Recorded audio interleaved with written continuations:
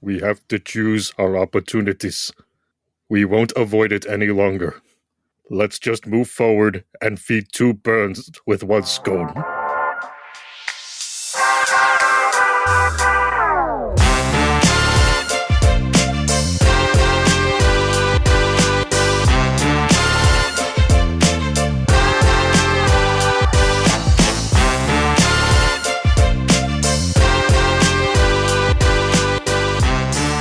Hello, party people. It's your boy, Dre. Once again, back again, motherfuckers. Steve, what's up? The ceiling.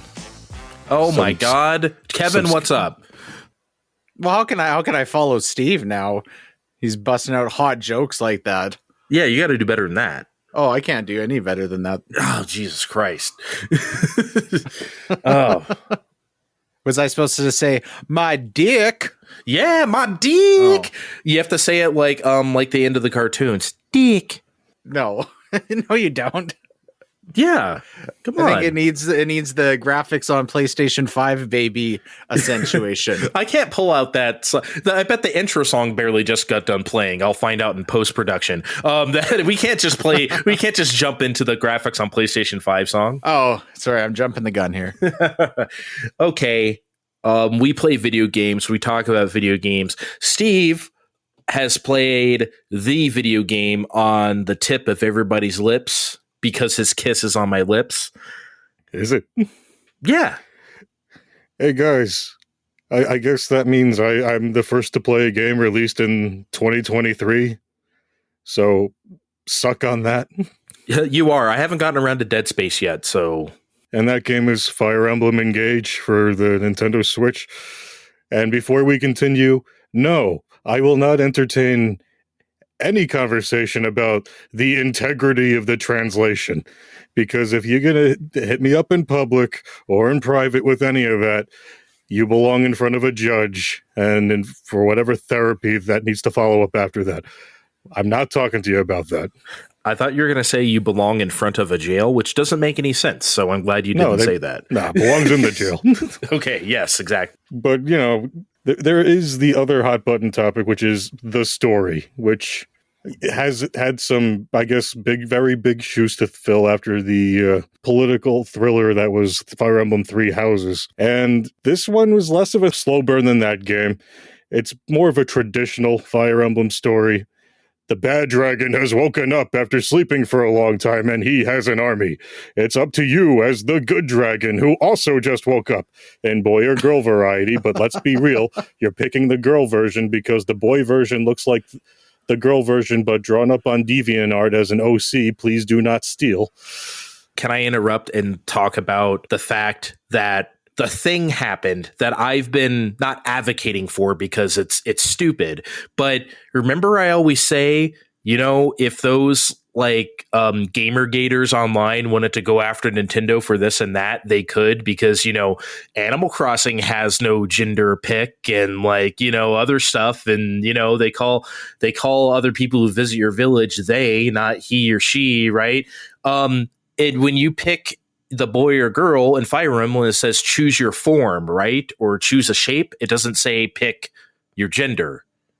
Correct. So like, and I remember I saw a few tweets like, haha, look at this, you know, woke bullshit or whatever. It's like, fuck you guys. Nintendo's been doing this for years.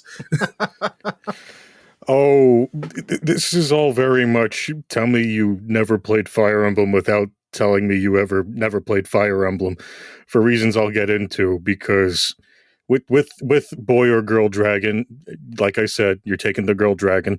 You have to assemble this other army of wacky anime characters that can permanently die if you choose to play that way to stop Bad Dragon Army. And also, old Fire Emblem characters help out in ghost rings, confirming once and for all that all the Fire Emblems do in fact take place in the same world, except for Tokyo Mirage Sessions. Maybe that comes up later in the season pass. If those idle teenagers, young adults showed up as like ghosts, that'd be so weird. But I mean, that's the other complaint about this story. Is like, it's so anime. Why are they all acting like that? I'm like, I just want to yell at everyone, but it would take forever. So I'll just do it here. Even back in 2003, we were anime Sword Boy Ellerwood, Axeman Hector, and long ponytail girl Lynn doing all kinds of weird anime plots across the countryside because King Monster has decided to, wreak havoc on the continent. I mean, it just looks a lot prettier now. I'm just going to take a guess and think this stems, and not knowing anything about Fire Emblem, that this stems from the popularity of Awakening, because it was more like dating type of, like, here's your waifus. Isn't that the case? So, like, I think people think, like, expect something different from Fire Emblem. I don't know what people are expecting, because the waifus was always kind of the natural extension of what used to be the support system, which is, I think, what they always called it, even when it was what everyone called the waifu system. Come on, wouldn't you fall on the floor, anime style sweat drop and everything, if there was a Nintendo Direct and they just cut to the waifu system? Like, literally, like, come on, that would be the best. Okay, if they didn't do that for what's her name's ass and arms, they're never going to. What was her name again? Who? Big Booty. Oh! God damn it! What is her name? Shit. Twintel. Shit, I couldn't remember. God. But I mean, anyway, Twintel aside, this is what it's been a decade since Awakening, and in that time, and with Awakening, they had to. That was going to be the last game unless it's got popular, and it did, and they crammed every possible idea they could at the time, and then oh shit, it's popular now. We have to keep making more. How do we keep upping the stakes at this point? And they did until we got to Three Houses, and now it's it has to level out and go back down to what it sort of did at some point. It can't just keep getting that out of control forever. The storyline eventually. We have to, focus back on the strategy a bit. And really, they kind of were doing that a good chunk of the time. And it's actually simpler to follow here, which, yes, I will tell everyone now. I'm playing on hard mode, and I'm playing on classic mode. That means if a unit dies, they die. They don't come back, although I will cheat with the thing that lets me reset turns a finite amount of times. Yeah, there's no reason not to use that. I would abuse the hell out of that. The thing, that particular thing does have a set amount of charges. It's not completely broken, but I'm not a complete lunatic. That's what the literally named lunatic mode is for. Those nut jobs. But yeah, I brought up Tokyo Mirage Sessions before, and the comparison isn't wholly off base. You have the rings of ancient Fire Emblem guys, and you do talk to the main character-y ones, and much like in that game. And it's very, very silly to have Dragon Girl standing there. I don't know what to do, and then having Yuri Lowenthal Marth pop out and go, "Just believe in you, like I used to believe in my friends." And then you gotta do the Marth is here. Emblem Marth is here. He lives in a he lives in a magic ring. All the ancient main characters are possessing these rings for reasons we don't explore. In the prime of their lives too. They're not like old people. They're like Crom or whatever is like inside of a ring, presumably. So you haven't beat the game yet? I don't have that time yet. No. Oh. I'm also trying to be spoiler free-ish. But we see Marth in all the trailers, so. I mean, he's Jesus Christ of the Fire Emblem world. He has to be there. Yeah, he was very broken in Warriors. Oh my God, he's the most broken Warriors character of all time. Holy shit! If you just wanted to win, just pick Marth. Oh my God, even the weapon affinities didn't matter. It was win time. But yeah, at its core, it is still Fire Emblem. We're on a map. We have grids. We have the weapons triangle, and then the other weapons triangle, which is if you can punch things, you can knock magic or bows out of people's hands. Although it's not as fun as that part isn't as fun as Three Houses, where you had Beefcake Raphael saying, I'm gonna punch a knight, and then he punches the knight, and he falls down dead. The punching people are not as good as they are in that game because they're all like clerics somehow. That's the only thing I know about three houses is his face saying he's gonna punch things. But I mean, that's the other thing I need to tie up right now. This is a very pretty Fire Emblem game, and I remember way back when this was announced, oh, this is the game they said was being made by Gus, the Atelier people. It's not, and it had me fooled even after the game came out. Gus was not involved, but it's interesting how many fun little flourishes are in the game. Like you have a wider variety of maps than there were even in Three Houses, because you're going around the greater continent instead of just the one country separated by the three districts. So you're in this windmill area early on, and you could see fences and things on the map, and the bigger guys will knock down the fence to get to an enemy. It's kind of funny looking to actually watch them do that. I just got a terrible mod idea. Want to hear it? Sure. Three houses except the tri-state area. Oh boy, you're right. Come on! You can see it right now. I know you live there, but I'm just saying, like, I'll write a letter to my uncle at Nintendo. Okay, we'll see what he says. All right. Mm-hmm. Thank you for your consideration. But yeah, we go back to Three Houses a bit. We gotta borrow other things from that too. So you hang out in the Somnial in between maps. And I keep bringing up Garreg Mach on this show. It's definitely not that. It's a much smaller island situation. It's a bit cozier, and it serves the same purpose where you restock and you retool. And it's, you still go fishing, even though that's delayed a bit much. And you talk to the ghosts of the Fire Emblem people, and that gets weird. But, it's just all the other fun little touches too, like when you finish a fight and you can walk around the actual battlefield of the map and see the weight of what you actually just did be done, or when you're trying to size up your opponent and you can, instead of having the flat portraits look at each other, you have the actual character models trying to size each other up in battle. I'm sorry, you can walk around the battlefield afterwards and see all the dead bodies or something, or like what's there? Okay, not that badly, mostly because there's a lot of monsters and things that conveniently disappear afterward, but you have a lot of rated T for teen. You do have villagers and things thanking you or whatever. I mean, I think it's a bit more realistic-ish that you see that sort of thing, as opposed to just your retainer running up to you sometimes going like, we finished the battle, but we couldn't find the general. He must have run off. Ah, fuck. Save the game? And then do the story right after, more story stuff afterward. That's the strategy RPG way. How many times does some dickhead from like Shining Force get away until you're allowed to beat him, right? Like that's just how it goes. I mean, and in the end, it's a lot of fun, but I still don't know if I can say this is the one for Andre to try first, if he was like vaguely curious about a Fire Emblem after trying some Shining Forces in 2023. If I'm going to piss myself off with anything, it's going to be Triangle Strategy, just because I love the way it looks and the story seemed intriguing and stuff like that. Like that I could get into probably more. So if I'm going to make myself insane, it would probably be that. I mean, I could gush about Fire Emblem all night, but I'm not going to, mostly because it would spoil a lot of things.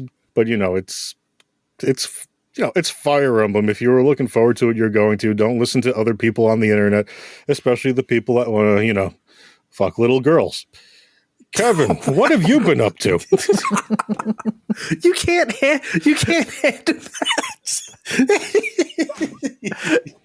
I just look like that, the meme with the lady with all of the algebra around her face. That's what I look like right now. Yeah. How do you even? I was all ready to talk about video games, and now I'm just like, okay. You know what? I'll break it with the story that was really funny. So I used to listen to the sports talk show, and naturally you have callers call in or whatever. And I forget the topic. It doesn't even matter now. But he picked up this person on the air, and he was like, well, if the colored people, blah, blah, blah, kept saying colored. And then the host, who was black, not that matters, he interrupted. He's like, whoa.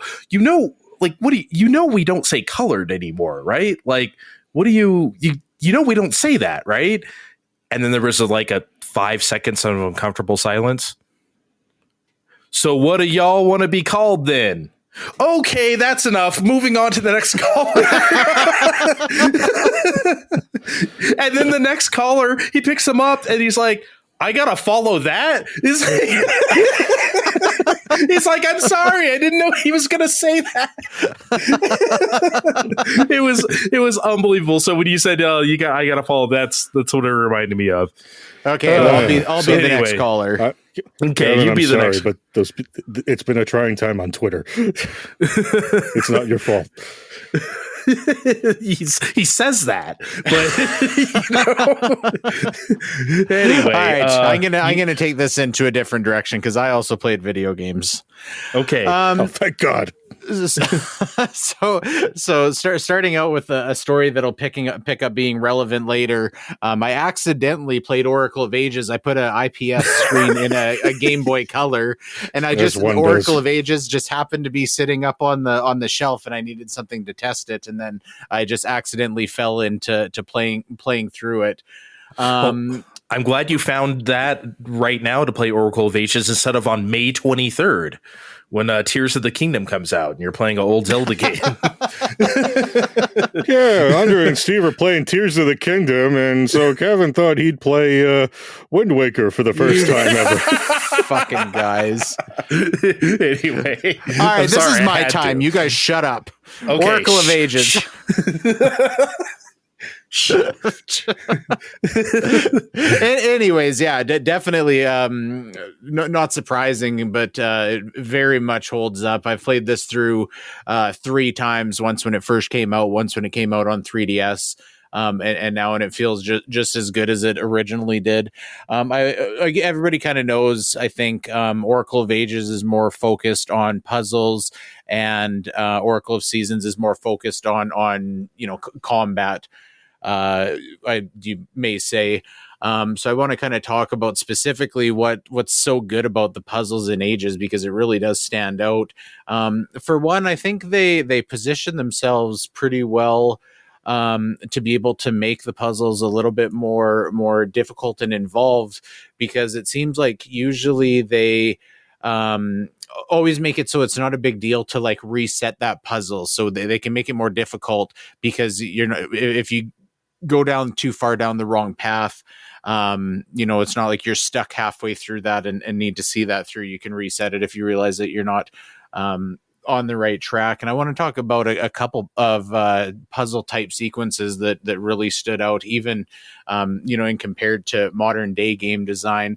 So there's that Stranded Island trading sequence where everybody steals all of your items and your shit's all gone, and they did that really smart because there's just so many moving parts to that. You need to move vines to move between the past and present. So the time travel is definitely there. There's kind of different branching paths that require different items, but they also, when your items get stolen and you need to trade back for them, you have one item and then whoever you're trading to has 2.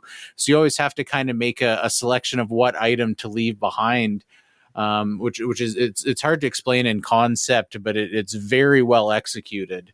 I haven't played this game since it came out, and I vividly remember this puzzle now. I didn't think I would, because it's been over 20 years, but honestly, and when I played it, I thought this game was also fucking phenomenal. So it just kind of sticks in my brain that way. It's one of my favorite Zelda games, period. Top 3 for sure. And what you're describing is one of the reasons why. Yeah, and they do that so well, because it's a very self-contained sequence, so it's easy to be well thought out. One other thing that I thought was really interesting, at a certain part you get to the Zora Seas. So by this point in the game, you get 3 different songs throughout the game. One where you can just activate a time portal to go back and forth. Once that you can only use it at will to move from past to present, and then eventually you can just switch between past and present absolutely anywhere. And at that point, they have the Zora Seas. Now, what's interesting there is that it's a fairly large portion of the map, and not only is the time travel involved, but there's also above water where you can go on land or swim on top of the water. And then there's the entire portion underwater where it also changes. You can go through certain paths by going underwater. So effectively what they've done is they've had 4 different versions of the map when you go between past, present, above water, and underwater. Which when you start thinking about the logistics of it, and as you play it, that could very, very quickly feel very messy. But there was so much forethought that went into that. It just feels like it clearly polished that they were able to handle that, where it's not frustrating and it just doesn't feel messy. So it's incredible what they pulled off here. Yeah. I always forget, I don't think of these games as being Capcom developed, because there's nothing about them whatsoever that feels like, there's some sort of specific Nintendo magic that's missing. So I find that really impressive. Not even a Mega Man helmet. Not even. I did. I've found this playthrough by that, and I haven't finished. I'll get to this. I'm almost through Dungeon 7, but by Dungeon 6, this game gets pretty goddamn tough. And I don't remember like really, really struggling with these with the kid or as a kid. So I don't know if I'm just getting dumber in my old age or what. But yeah, Dungeon 7 as well is quite frustrating. So back to that story about that fucking IPS screen. The Game Boy Color doesn't like change the color of the light when your battery is dying, and so that screen takes up quite a bit more of your double A's. So just as a side note, 2 fucking times since I've been playing this, I've had sessions where I've played at least an hour. One of them was this morning, for starting at the start of Dungeon 7, and gradually my light just got dimmer and dimmer and dimmer, and I'm too fucking stupid to remember to save, and my batteries just died out of the blue. So this has happened on 2 dungeons where I've basically done the entire thing, and then all of a sudden the screen just goes black. So yeah, that's been a little bit of a frustrating piss off. Anyways, as a lead into the next thing, so while I was playing Oracle of Ages, of course, I'm just kind of randomly thinking about Link's Awakening periodically, and I wound up just thinking about that sequence with Richard in Link's Awakening. And I didn't really know anything about Richard aside from that he had a Japan-only game that was done largely by the same team as Link's Awakening. Same engine too, right?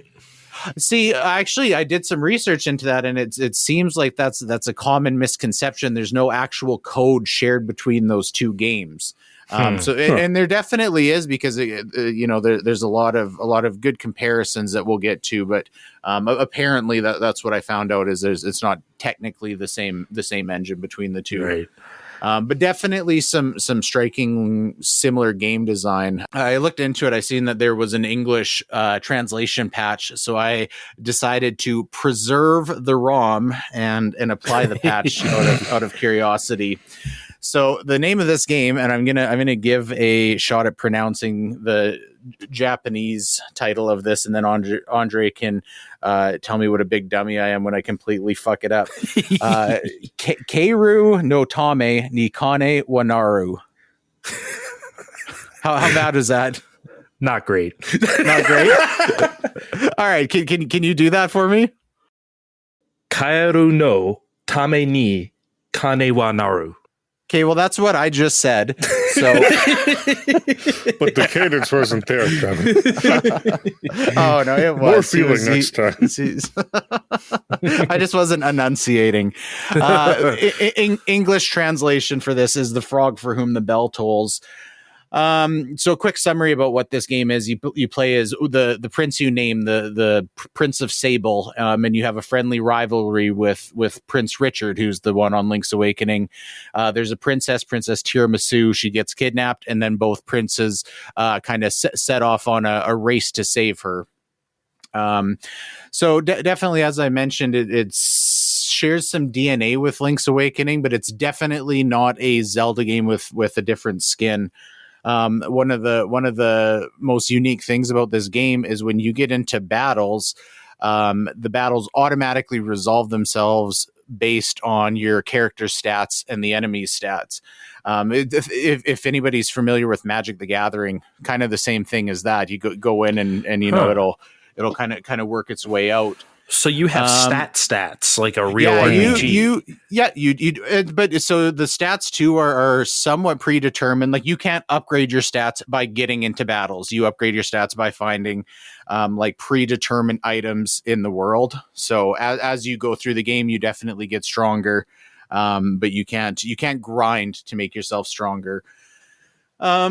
So, and actually, I want to maybe dig in a little bit more, because when I first looked into this, this is one of the things that I found probably most off-putting at face value was this automatically resolving battles, because I just kind of in my head that translated to something that was going to lessen or cheapen the experience, and it absolutely doesn't. They do it incredibly smart, and they often use it as a way to gate progression. Because again, you need to find that health or defense upgrade or whatever to be able to get past a certain enemy. But there are also a number of different variables that you can kind of introduce to change how those battles play out. So it definitely doesn't dumb down the game. You can also change into between your human form, frog form, and snake form, and obviously the three of those interact with different enemies fairly rapidly. You can get wine, which will refill your health. So it's not it doesn't just force those resolutions to like always act out the same for everybody. It doesn't make it stupider by any stretch of the imagine. I would actually I think I came to found that it makes the game much smarter than I would have expected, because of such a unique system that they really figured out how to implement very well for something that hadn't really been done before. So I guess just back to it, when I first loaded this up, to be honest, my expectation was that I was going to play this for 20 minutes and turn it on or turn it off. I just kind of wanted to get a sense of what the gameplay was, and just for my own experience to kind of see what this game was.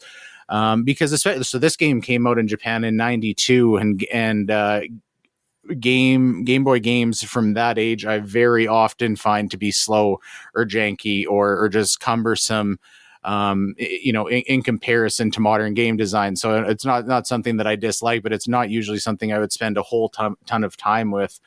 And that changed very quickly here, because this game, everything just feels incredibly polished, especially for 92. Movement feels really good. The story is very well done. It's strangely cinematic for a Game Boy game, especially something that old.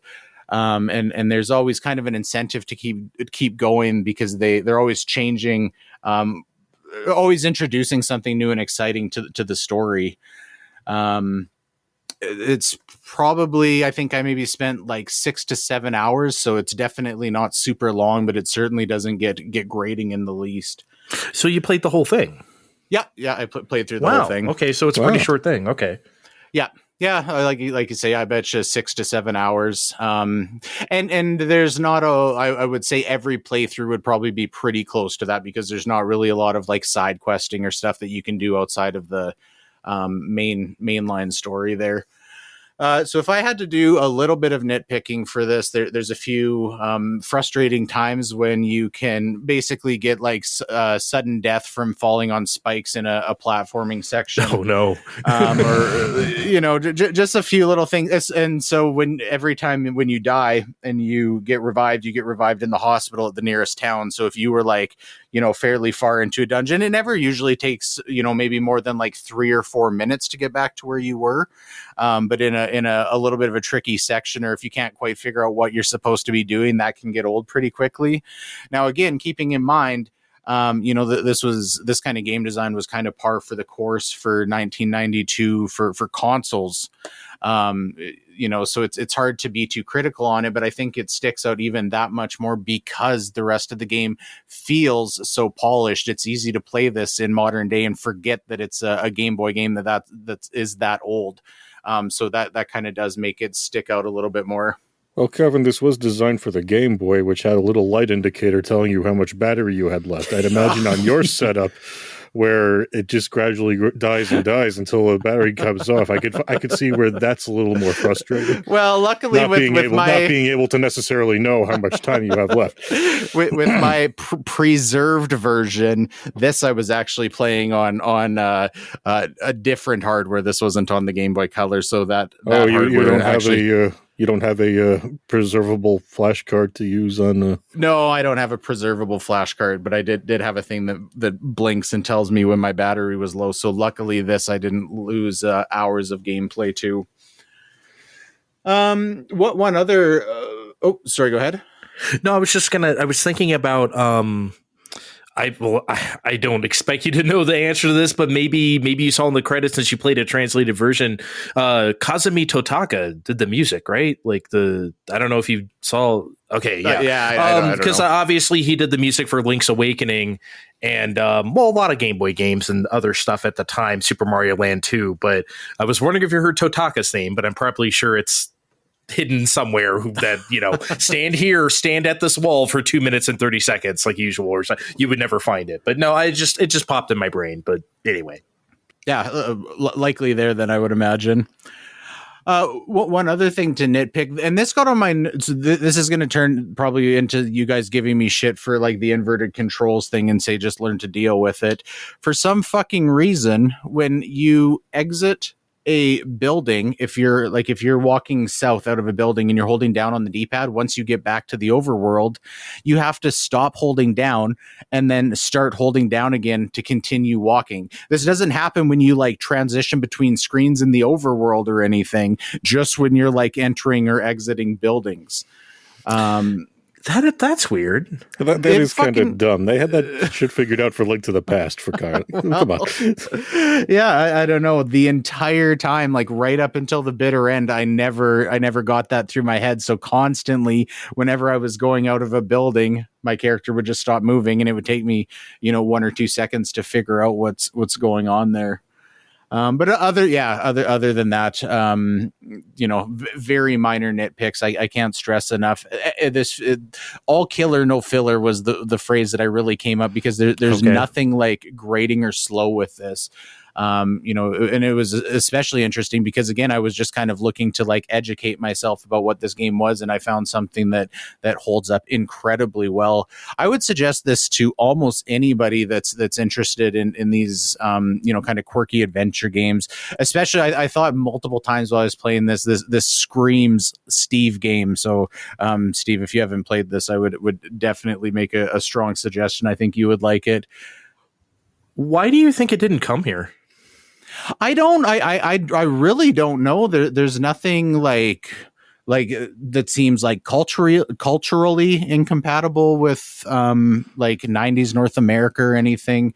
I think it would have done extremely well here, I guess. And say wine becomes medicine so easily. It couldn't have been that. Yeah, you can get around things like that. Yeah, there's no like heavy religious imagery or anything like that. I think maybe I would ask that same question, not to start a thing, but why didn't Star Tropics come out in Japan? I think that's that they made that for us and no one else. But yeah, as far as a definitive reason, I don't know why. I think this would have done extremely well here because it's like really up there on the best that the original Game Boy has to offer, and it feels really tailor made for the Game Boy. I kept kind of wondering, and maybe it's just like just because I have it in my head, but still, as much as respect as I have for Link's Awakening, there's still a degree of the feeling that was a console game that was translated down to handheld, and somehow, as much as I love that game, there is still that effect on it. Same with Mario Land maybe is a bad example, but Mario Land 2, is pretty clean and polished for an original Game Boy game, but in comparison, it kind of struggles in that sense. So I think because this was made for the ground up for the Game Boy, everything feels like truly tailor-made rather than being retrofitted. And Super Mario Land 2 is pretty jank. Like, I like it. Don't get me wrong, but it is kind of like, what are you going to do? I felt that way even at the time. I guess it's got... But it had Mario in space like 20 years before Odyssey. It's kind of got the sense of like, this is they almost had to put Mario on the Game Boy, and this was the best they could have done it. There was really no better way to do that, but by not being restricted by having to take an existing thing and retrofit it. I think there's something to be said for that. Yeah, for sure. Well, yeah, this actually, like I said, this is a game I never really looked into myself. Obviously, I've always known it existed, but yeah, this almost kind of makes me want to go archive it for myself. So I may have to do that sometime. Definitely worth it. One last thing, I want to have a special shout out for the fan translation, because it's not just serviceable, it's excellent, and it's very endearing and pretty tongue-in-cheek funny sometimes. They do a lot of things with that translation, and maybe this is kind of directly from the original game, but where they use like the cadence the text comes on screen, and like changing the font a little bit, where it adds a lot of character. So a good example of that, you eat a poison fruit, and everything kind of gets slow and weird. And it talks about like, oh, my tongue feels too big for my mouth, and all of these symptoms. And then it just says this feels, and then all of a sudden it does like a quick italicized font that just says nice with the heart behind it. And then you pass out in the forest. Just little stuff like that. That that sounds great. It's just the right amount of cheeky. I like it. Okay. To find Totaka's song in this game, the player must return to the port town following the third quest in the castle, then go left, up, and into the shop next to the boat and wait for 3 minutes and 30 seconds. You mean you didn't find that, you dummy? Come on, Kevin. I didn't accidentally stumble upon that. I apologize. You mean you didn't accidentally set down your Game Boy computer laptop archival device and at that exact spot? I remember the only time I found Totaka's song by accident was Pikmin 2, because if you, on the results screen, after you do like an underground section, if you wait again for like 2 minutes and 30 seconds or something, it'll play this really creepy version. I just set the controller down because I was dicking around with my phone or something like that. I wasn't paying attention, but all of a sudden it came on. I was like, oh, what? I was not expecting that. Holy shit. That was the one time I found it by my damn self when I wasn't trying. Okay, Steve. Yes, Andre. You guys filled the space pretty nicely here, but I still do want to talk about, as we promised, Resident Evil 3, because you finally beat the game. I beat the game late last year, and now I want to talk shit about it because I didn't like it very much. But I kind of want you to lead this, just because I think you're going to have more to say than me, but just you do good cop and I'll do bad cop. Okay. Well, full disclosure, I got this for $10 on a New Year's sale at Best Buy. And for that price, you load the disc in the PS5, have it upload the PS5 version for nothing. I'd say it was worth that much, maybe a bit more with the PS5 features, but this is also where I need to admit that I'm not as familiar with Resident Evil 3 as I am with other games in this series. I played it once a long time ago on the GameCube, for fuck's sake. But I also get the sense that whoever was working on the remake also only played Resident Evil 3 once. Because the one thing I remember from Resident Evil 3 was Nemesis. Stars! I mean, how can you not remember that? And I feel like that's also all they remembered from that game. Man, remember how I complained when I was talking about Resident Evil 2 that they turned the crocodile boss in Leon's Vert game into just a QTE, basically? Oh, run away from the crocodile. Okay, explode. It's dead. And it's like, what happened? That used to be an actual boss battle. That was like one of the few blemishes in the game. That's what they turned the entirety of Nemesis into. It's just a special effect. It's literally just a thing you run away from in very, very scripted sequences. for like the first 20 minutes of the game. You know, like a monster movie builds it up, or even a Godzilla movie, a kaiju movie. It's like, oh, they just don't show you Godzilla in the first 30 seconds of the movie. The Resident Evil 3 doesn't care. Oh, here he is, Nemesis, stars. Okay, now you're running. It's just immediate. There's like no mystery to it. There's nothing. It just happens. Speaking of cinematic, the other thing I vaguely remember from my one playthrough is I remember branching paths. And they're not here. They sure aren't. Now, I only played the game once, so I'm not going to say that's the worst thing in the world. I'd even say that's okay. But I would say that the one Resident Evil 3 that you are going to give us better be fucking great. And I'd say this was more of like a best of what everyone on the team remembered from their one playthrough of Resident Evil 3. Yeah, it's like, I dare you to recreate this thing from scratch without looking. You see like those artist challenges, draw a cactus without looking it up or something like that. So you're like drawing it from your mind or something, or draw a horse. But it's like, remake Resident Evil 3 from your memories from like 1999. It's like, okay.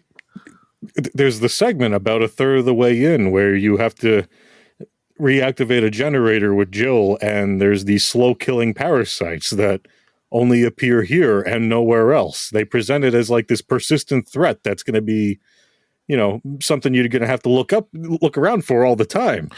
Why does the green herbs make them like puke up the... That didn't make any sense. Did you find the notepad that said that they don't like the green herbs? I did. Okay, I'm not saying that makes it better, but I guess I shouldn't really like question a game that has stuff like first aid spray. Like, I understand whatever, it's a video game, but like, you know what I mean? Like, it's still like, can you imagine that? Like, okay, I don't have any herbs. I'm going to take this first aid spray and just open my mouth.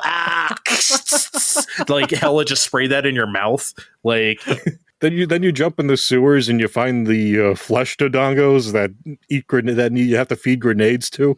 Those were so stupid. Here, look, man, I'm here for remakes taking liberties. I love Final Fantasy VII Remake. I love remakes that go do their own thing. But you still have to have that flavor of the original to some degree. You still have to bring it home. This game just does whatever the fuck it wants. The boss battles don't make any sense. You know, it's funny you bring up the bosses, because with Nemesis and just in general, I'm sure if I remembered how to use it, they bring back the dodge. Yeah, that was another thing where it's like, oh yeah, didn't Resident Evil 3 have a dodge? I guess we have to add that. And I'm standing there half the time, and I'm either running past the zombies anyway, or dodging into zombies or Nemesis stars and getting 8 anyway. So, and that is the other thing, Andre. You're right. The bosses are bullshit. We can look at my kill count that I posted publicly on my personal Twitter account. Out of my 60-something kills, at least 45 of them had to be due to bosses just doing whatever the fuck they wanted. But I've never had. I agree with you, but I want to go back to just that first 20 minutes, because it just took me out of the game immediately. Just running from Nemesis. Oh, do this QT. Oh, find this weapon. Oh, do this another scripted thing. It just went on forever. It almost reminded me of the beginning of Bayonetta 3, where I was just like, remember we were talking about it, where I'm like, okay, at some point I need to play a video game. Like, But Jill was so polite about the whole thing. She apologized to the dead officer when she took the gun, and she apologized to the other dead guy in the car when she stole that. For the uninitiated, I guess originally was Nemesis supposed to just be kind of like a omnipresent thing throughout the game, as opposed to scripted sequences? He would appear at scripted times, but you could choose where to go and how to get away from him. Like, you could run around. Okay, I'm going to cut through here. Okay, is he still following me? No. Okay, he's not going to chase me for a couple rooms. And then you could just kind of appear. It was somewhat scripted, but you still had a lot of freedom in how to solve that situation. This game is just Uncharted. You were okay, run forward while the camera, you know what I mean? Like, it's just Kevin, completely scripted. Kevin, think SAX from Metroid Fusion. Yeah. It's very similar. You could choose how to get away from the SAX. And the SAX would appear at certain times, right? But you could, you know what I mean? You know how to resolve that situation the way you see fit. Yeah. Okay. But like also what you could do in the original, you could kill Nemesis, not kill him, but you could knock him out. If you decided that you had enough ammo and you could spare it, you could actually knock him down and he'll stay there until the next time he's supposed to appear. Well, you can't do that in this game. Oh, well, I think they kind of remembered that. One guy remembered that while they were making the game, because I got a trophy for blowing him up in a chase sequence, which gave me a 2-clip item slot thing, and then I had to keep running from him anyway. And then there were 2 other times where you kill Nemesis, but not really, which were also right trophy whatevers. It doesn't. He's not as menacing as presented before.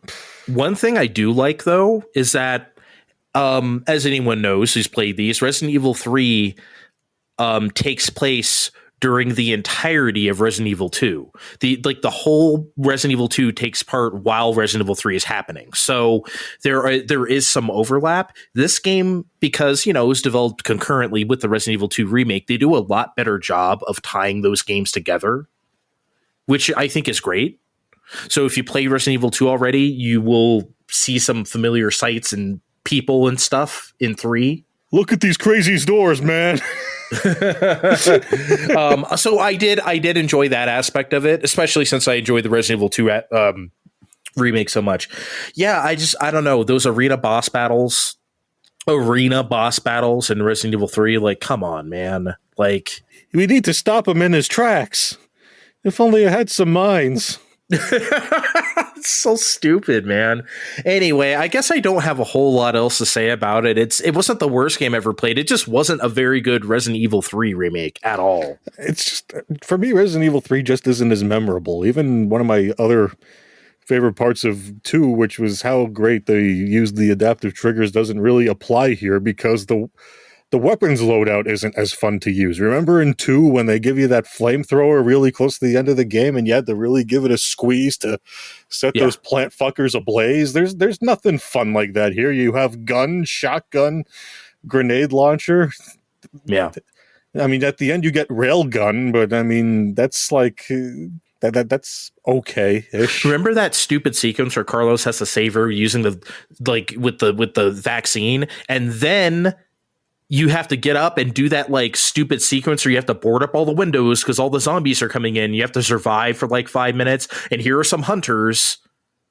And then like it's just too much. It's just schlock. Come on. I mean, that's the other thing. I feel like I had way too much ammo at the end of the game. Yep. So in that way, maybe Kevin would like the game because I wasn't killing things for a good chunk of the game, thinking I might need it later, only to find out that is there an official Fine Time drinking game where Kevin gets berated for using too much ammo in Resident Evil 2, and Steve says adaptive triggers once per show? What's going on here? Hey, I fumbled my way through Fire Emblem before. This isn't a great show for me either. Okay, like, is that it? You got anything else? Because I got one more thing to say. It was fine. It wasn't great, but you know. I do want to C+. I've expected better from you, Capcom. See me after class. This gets a solid D as a remake. As a game, I guess it could get a D+, but too scripted. I did enjoy the bizarrely kitschy intro with like the live actors going on and on about the pandemic and the CDC for a game that came out in April 2020. Kind of weird timing, but you know. I remember everyone being very upset about that. Hey, what are you going to do, right? And then everyone getting over it when they went in the subway and Dr. Light and Dr. Wily were apparently supposed to give a seminar on robotics until the zombies showed up.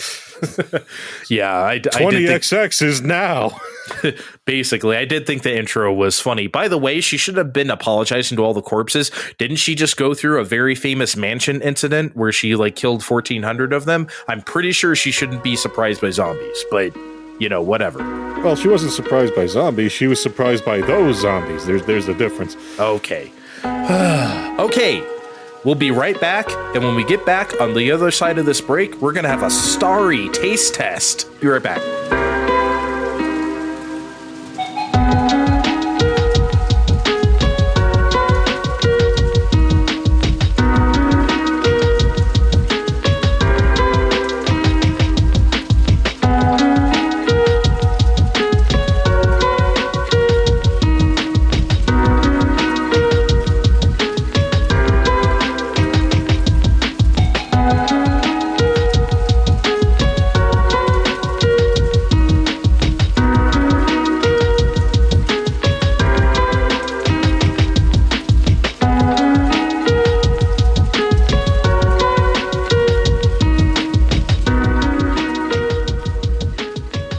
Okay, we're back. Starries in hand, or at least me and Steve have starries in hand.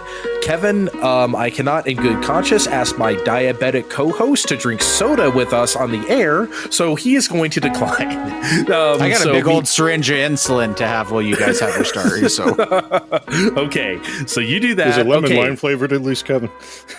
Of course. It knows all. Okay, so Steve, you ready to do this? I'm okay. Taking off the cap.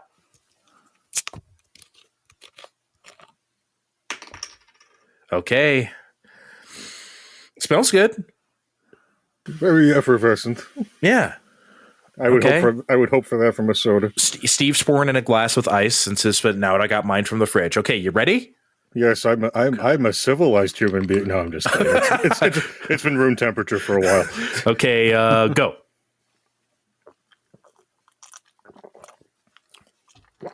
Yo.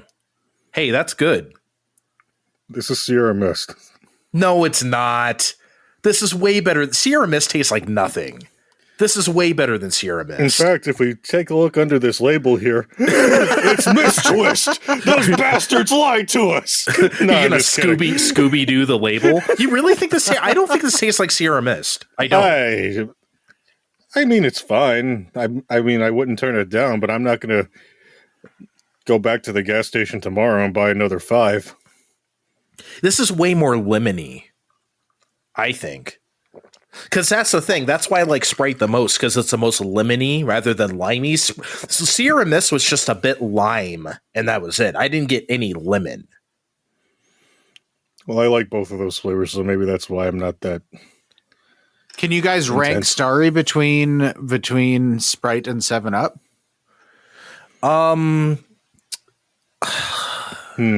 Sprite is definitely better than this. Starry. Let me take another sip.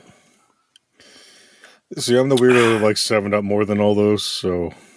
And that's not better than that. Would you say this is better than Sprite, though?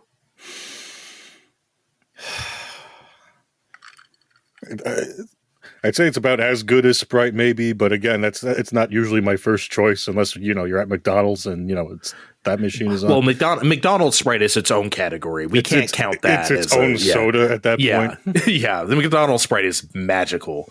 But no, if this is better than 7-Up to me, I wouldn't say it's better than Sprite. That's so I would put it in the middle of those.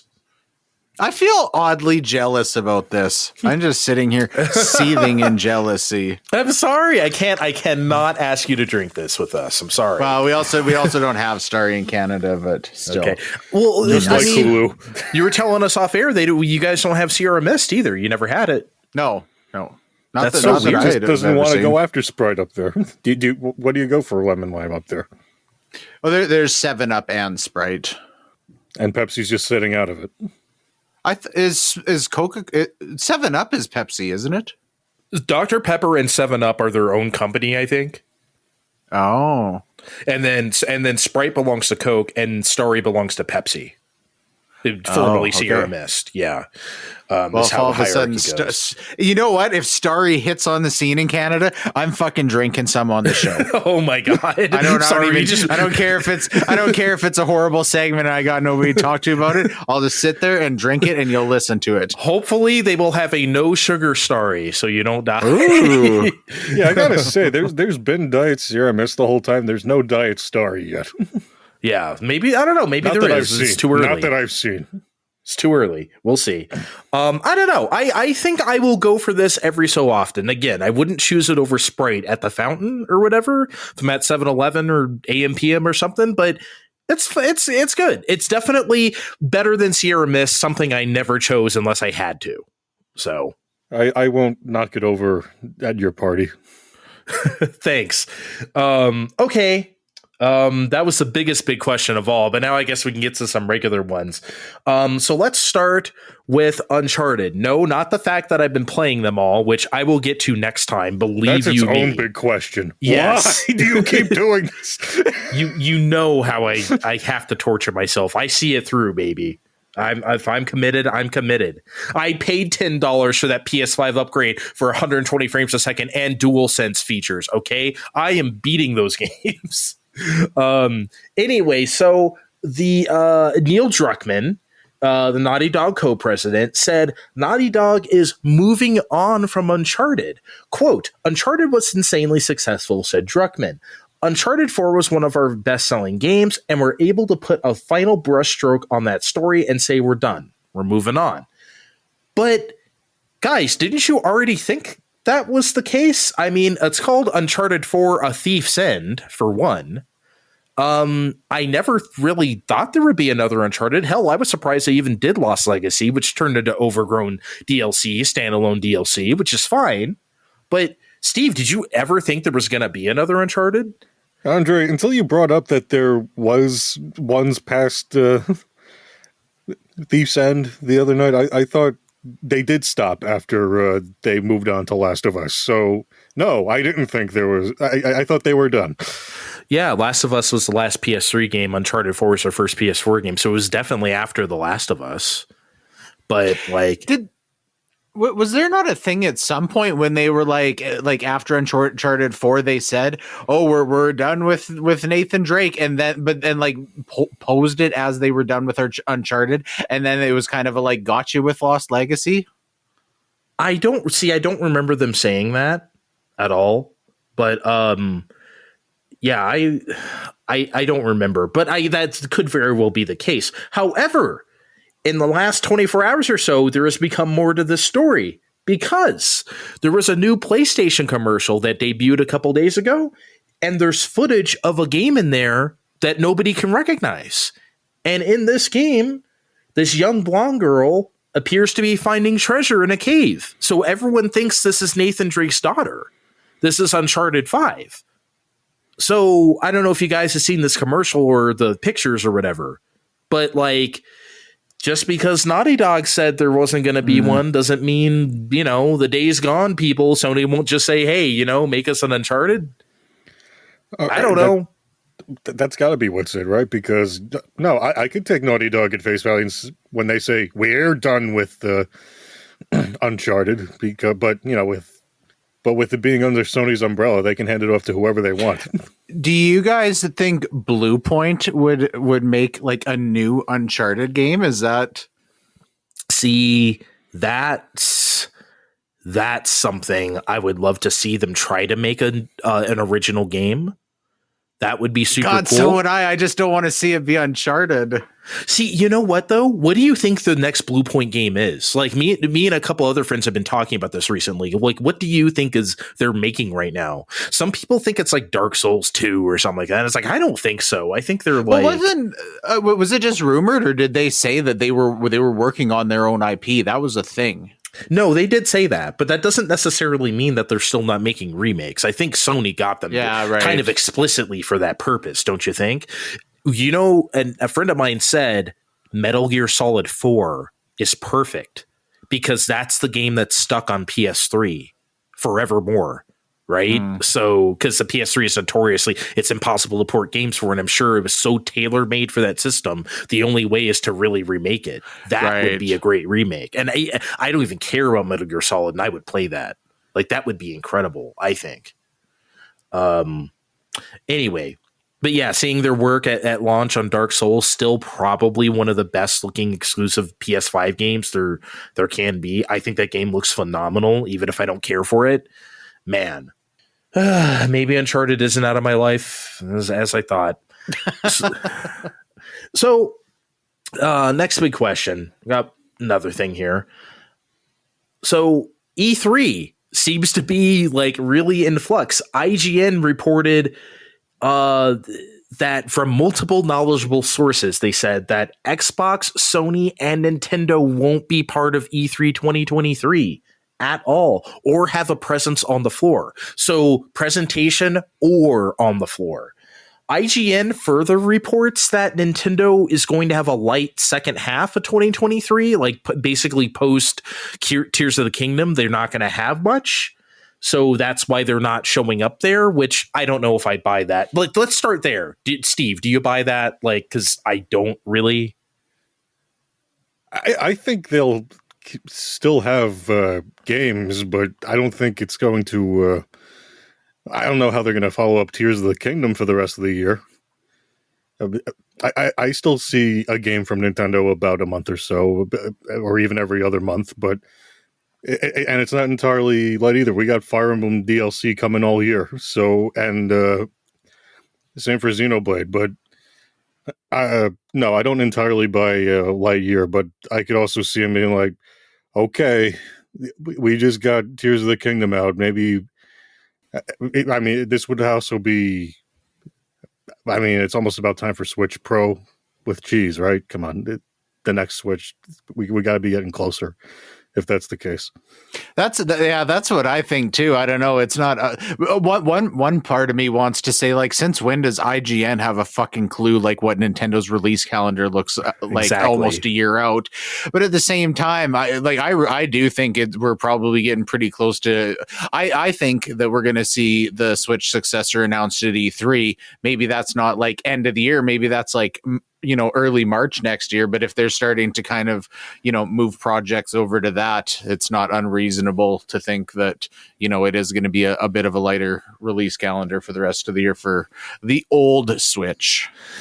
Sure, but like, I think they've just been so good at, like, think about, I don't know, we didn't know. Now I understand this was pushed by the pandemic, but we didn't know about the Origami King until like 7 weeks before it came out. You know what I mean? We didn't know. Nintendo can do anything right now, and I feel like they're always working on stuff. It's just a matter of how they're going to release it and what for. So I just don't buy that they're going to have a light schedule. This Direct will obviously tell us all, though, right? I don't think it's when people say empty, I know people are thinking Nintendo 2016, where they threw out that Paper Mario Color Splash in October, and they're like, good luck, assholes. And they're like, you just hang on till March, then it'll be good again. But no, I know they're not doing that. That was also the E3 where they showed up with just Breath of the Wild, and that's it. That was like really embarrassing. They didn't need to show up with anything else that year. Yeah, they did. That was embarrassing. That sucked. I still chastise them for that. Anyway, though, about E3 in general, like, Kevin, what do you think? I mean, like, do you really buy, like, there's not going to be like any Xbox like presence, or like, come on, right? Like, I don't know. Maybe is this just like does the actual presence at E3 even matter? If all, you know, if they come out and they just say, hey, we're doing a direct style presentation, you know, week of that's all anybody really cares about anyways, right?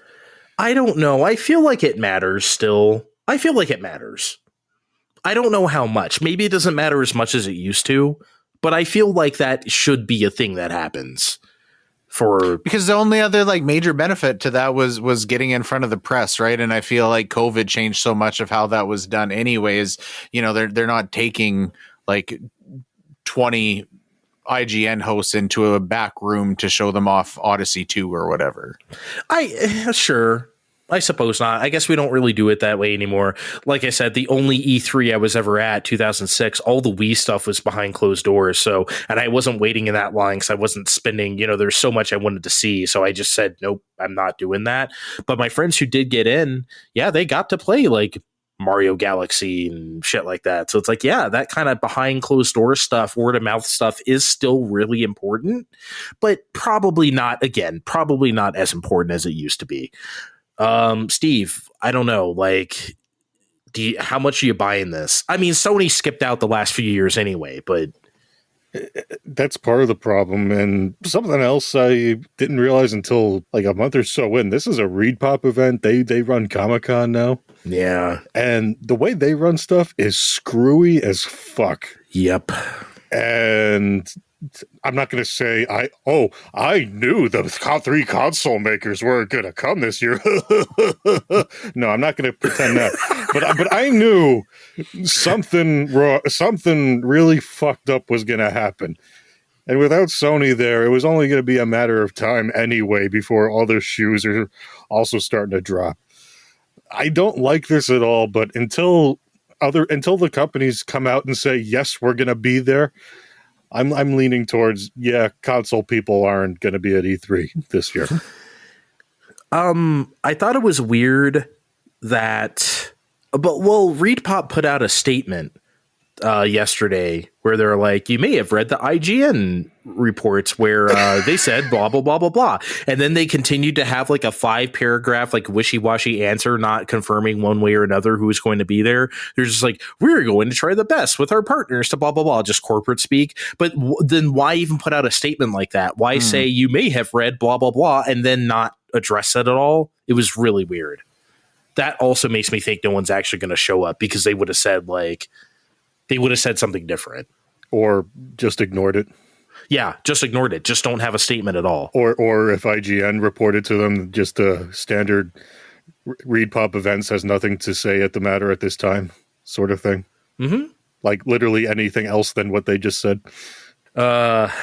Just a weird situation. Yeah, as for my opinion, yeah, I don't know. I feel like they probably won't show up at this rate.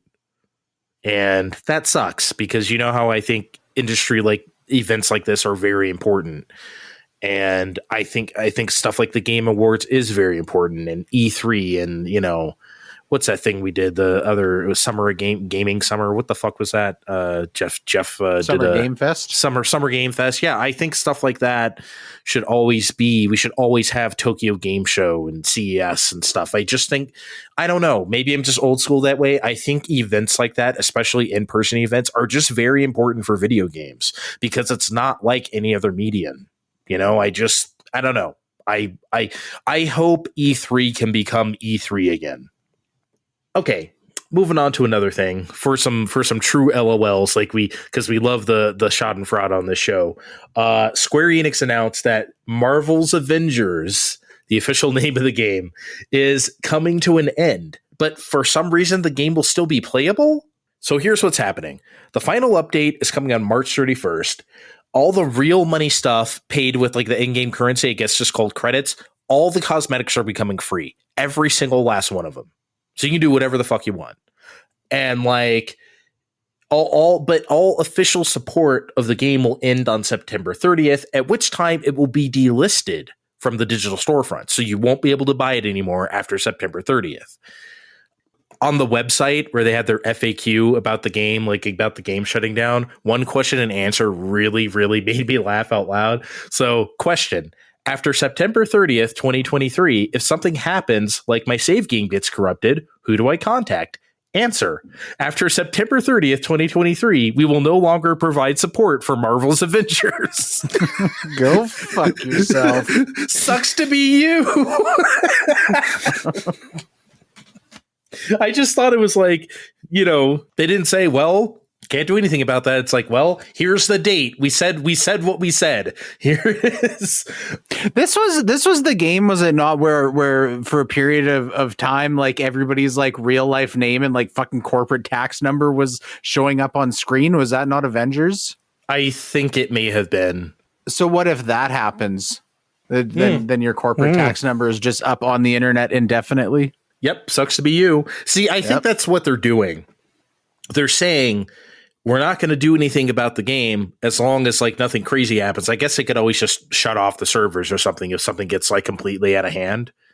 But it's an interesting strategy. And I guess that's why they have to delist the game, since they're not officially supporting it. Like, they don't want anyone else to buy it thinking like, you know what I mean? I guess, yeah. Anyway, does anyone remember that funny 2-year period where nobody knew what this game was? Because like they kept talking about it at shows, including like Square Enix like presentations. And it's like, okay, well, what is it? I brought it up in our old previous endeavor, but it's a great story. Let me bring it up again. Okay. My last visit to New York Comic Con was in 2019. And unlike the usual robust booth Square Enix has, the only game they have this time was about 20 or so PS4s running a very early build of the Avengers. It's not due to come out for another year at this stage. Now, usually Square Enix booth is real chill about things like letting you take a picture of the booth or a screenshot, a quick shot, if you're, as long as you're not hogging the machines. But this time, whoever was there was real pissy. They had like, it was sealed off by velvet rope, and they had all these guards, people standing around. People are trying to get a quick shot of the game in, and this quick shot of the game in, no photography allowed. Like, they had this big fancy thing to show off, and we're all looking in because, it's not like they have a shader in front of the thing. We can all see what's going on, and it looked like ass.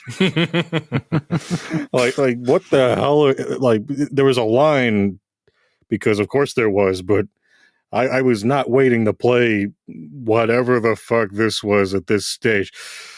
Like, I've played games in earlier stages before. I'm like, I get it. We're at an earlier point, but this could be better by the time it got out. But oh my, from what I was looking at that point online, I'm like, this isn't going to be good. They're going to, they can save a lot of face if they just cancel. They didn't want people to avoid taking photos because it just looked too good to get out there. Oh yeah, Kevin, that was it. It was bad. Yeah, I just remember like so many people on stage to tell us what the game was not at all. Like, just I think they were embarrassed that they were turning it into a live service thing. I feel like that's what happened, right? Because it was just a regular action adventure game, and it's like, hey, wait a second, what if we do this? I think it had to become that because of didn't licensing get out of control after a while? What, of different characters, or am I imagining that? Oh, I think there was a somewhat of a controversy that like Spider-Man and like some other character was exclusive to PlayStation. Yeah, how well did that work out? Oh yeah, we're doing the story about that. that's in the FAQ as well. Will Spider-Man be available on other platforms? Spider-Man will stay exclusive to PlayStation, they said. So okay, it's never happening. We gotta take the death pool now. Who's next?